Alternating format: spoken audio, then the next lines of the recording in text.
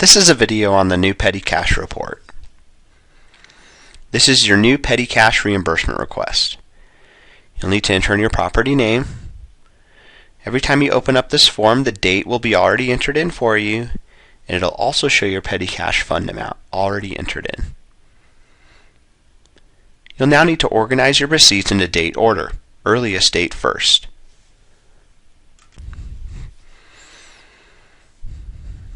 Now you'll enter in your first receipt. You'll enter in the date, the name of the business, and then the total for the receipt, all the way over in the right hand. Now you'll enter in each individual code or item. So 651501 is your first code for $27.96. It's your most expensive item on your receipt, so you'll need to enter the tax.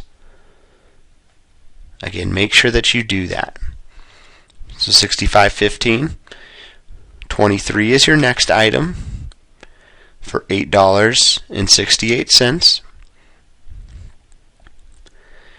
And then your last item is 6515.03 for $12.48.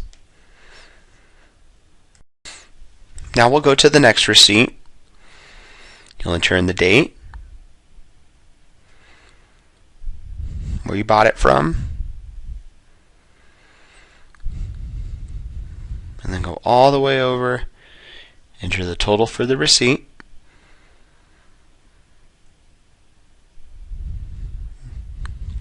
and as you can see, two different items go to the same code, so you'll combine those items together and then enter in the sales tax. This is where your calculator on your computer comes in handy. So add them all together. $83.91 plus the sales tax, because it's your most expensive item on the receipt. You'll enter it in, just like this. And as you can see, I go down to the second line. So 6515.05 on the second line. I'll enter in that total for $10.98. And as you can see in the bottom right, the totals match, 164.73. And that means you're good. Make sure those totals are always matching. So you'll go to your next receipt, enter in the date. I've skipped a couple of receipts. Those receipts were easy, but I want to show you this one here. So I bought some lights at Party Lights.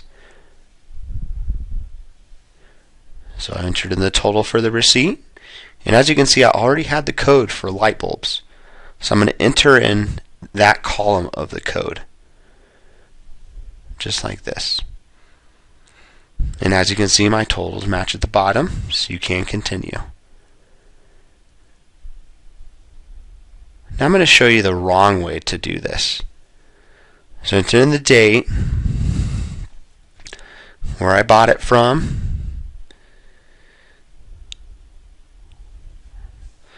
enter in the code, since it's not there, for paint, and I'll plug in the item,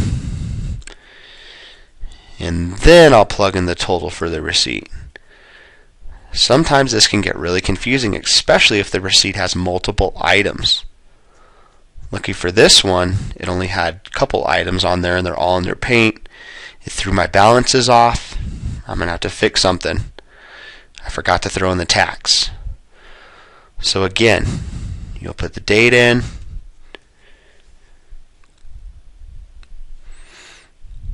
it's just a great way to check yourself. So call paint. You'll look for the code. It's not there, so you'll enter it in. 6515.21. You'll enter in the total for the receipt first, and then turn your you'll enter in your items plus the tax. And there you go, it balances. Now you'll scroll down and you'll add any previous reimbursements in transit. And I do have one for $75.21.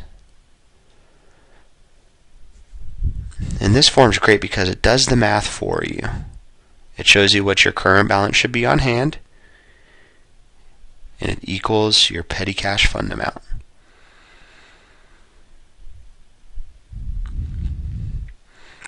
Now what you'll do is you'll go to File, you'll go down to Print, you'll make sure that it all fits into one paper in your print preview. If it does, you'll print it.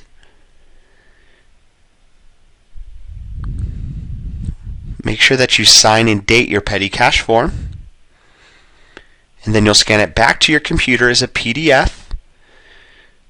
You'll save that PDF under your property code, kind of like how you do a deposit. So you'll enter in the date. So year, month, and day, your property code, and then PC for petty cash. You can make a new file on your desktop, save it however you want so that you remember where it's at.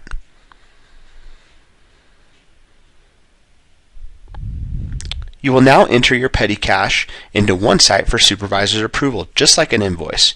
You will then bring it up or mail them as a ready invoice with all of your other invoices. And this is how you process your petty cash report.